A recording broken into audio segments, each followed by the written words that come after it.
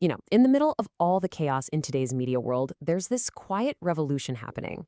And it's not on some new social platform, and it's definitely not powered by some secret algorithm. Nope, it's happening right in your inbox. So today we're going to break down how this simple, humble newsletter has become the most powerful blueprint for building a modern media empire. But to really get it, we first have to look at the mess it's growing out of. Okay, just look at this number. Since 2005, the traditional newspaper industry, well, it hasn't just declined, it's completely collapsed. Over three-quarters of the entire workforce is just gone. That isn't a market correction, you guys. That's the entire infrastructure that used to inform communities just vanishing into thin air. And the fallout from that? It's huge. It's created these massive news deserts, leaving 50 million Americans with little to no reliable local news. It's a crisis of information, for sure, and it creates this huge vacuum that new models are now scrambling to fill. Now, at the exact same time, we on the consumer side are facing our own crisis. I know you felt it, I felt it, we've all got it. Subscription fatigue. It's that mental burnout from trying to juggle a dozen different monthly payments for streaming, for software, for news. It's not just about the money, it's the sheer mental weight of managing all of it. And speaking of the money, that cost is very, very real.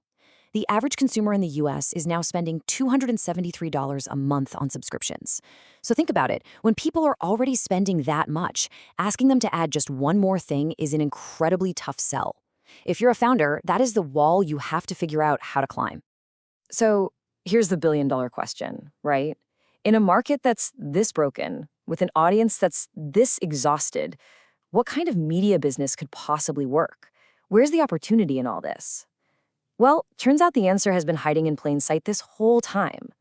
The answer is the newsletter. It's winning because it just sidesteps all the chaos. It's not about renting space on a social media site or just hoping and praying that an algorithm decides to bless you. It's about building a direct, owned, and trusted channel straight to an audience that actually wants to hear from you. And that right there, that's the secret sauce. In a world where we're all worried about algorithms and data privacy, a newsletter subscription is a really clear signal. Someone is literally inviting you into their most personal digital space, their inbox. For a founder, that owned relationship with your audience is the single most valuable asset you can possibly build. It's durable. And the financial proof for this model is, well, it's explosive. On just one platform, Beehive, revenue from paid subscriptions shot up 138% in a single year. We're talking about a jump from $8 million to $19 million. This isn't a little side hustle anymore. This is a booming, scalable economy. But here's the thing. You can't build an empire on a shaky foundation. To really make this work, you have to do more than just write great stuff. You have to earn the trust of the inbox itself. And that means you need to have a non-negotiable technical bedrock that proves to the world and to email providers that you are who you say you are. It all starts with something called SPF. The easiest way to think about it is like a guest list for your company's email. You basically create a public list of every server that's allowed to send mail for you. So if an email shows up from a server that's not on the list, it's immediately flagged as suspicious. It's how you protect your brand from being impersonated. Next up is DKIM. This one is like a tamper-proof digital seal on an envelope. It attaches a unique, encrypted signature to every single email you send. When that email arrives, the recipient's mail server checks his signature to make sure the message is authentic and that nobody has messed with it. This isn't just a techie step. It's how you build digital trust at a massive scale. And finally, DMARC is what ties it all together. It's your official policy that tells services like Gmail and Outlook exactly what to do if a message claiming to be from you fails those SPF or DKIM checks. Should they junk it, reject it? This is how you lock down your domain and make sure your audience only ever sees the real deal from you. Okay, so once you've got that technical foundation of trust locked in, what does it actually look like to scale a newsletter into a media powerhouse? Let's walk through the playbook of one of the most successful examples we've seen. I mean, just look at the journey of the Free Press. It's absolutely staggering. It started as a solo newsletter in 2021. Just 1 year later, it's a full-blown media company. By 2024, it has a massive base of paying subscribers. And then, just a year after that, it gets acquired for $150 million. This is the new media blueprint, playing out in hyperspeed. And let's be super clear, this was a serious business way before the acquisition. The Free Press was already pulling in over $10 million in annual recurring revenue, mostly from people paying for the content. This proves the model works.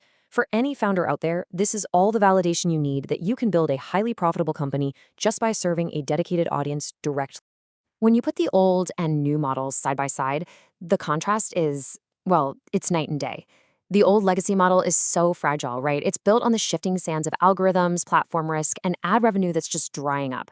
But the newsletter first model, it's resilient. It's built on the bedrock of an audience you actually own, a direct relationship, and multiple ways to make money. Right. A successful newsletter is never just an email. That's just the start. It's the anchor for an entire media ecosystem. It's the solid foundation that you launch something much, much bigger from. And the Free Press really gave us the playbook here. They started with that core newsletter, and then they just methodically layered on new things, hiring top-tier writers, launching podcasts, and even creating these live events that sold out instantly. See, the email list was never the end game. It was the engine that powered the whole brand's expansion. So what's the next step in this evolution? Well, it gets even more sophisticated.